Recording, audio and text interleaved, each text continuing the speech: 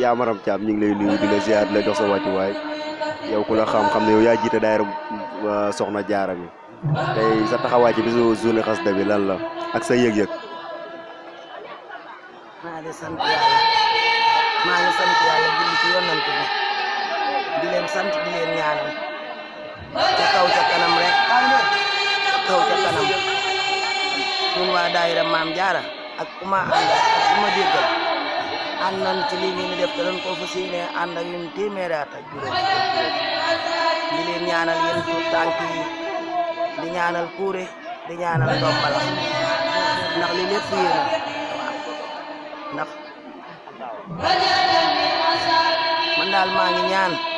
yal nañu ci yàgg te wér ñi leen ñaanal yéen xale yi tuut tànk yi yal nañu saa borom defal jàmm ak xéwal man nag maa ngi ñaan daayira Maam Jaara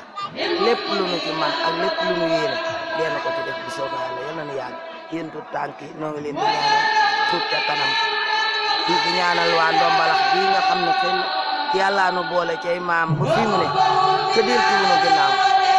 yal na yàlla bu saytaane dox suñu diggante yal bi ñu tàmbali yal nañu ci yàlla ba faawu rek ndax yoonu Sëñ Tuubaa moom amul tànki gannaaw tànki kanam rek la am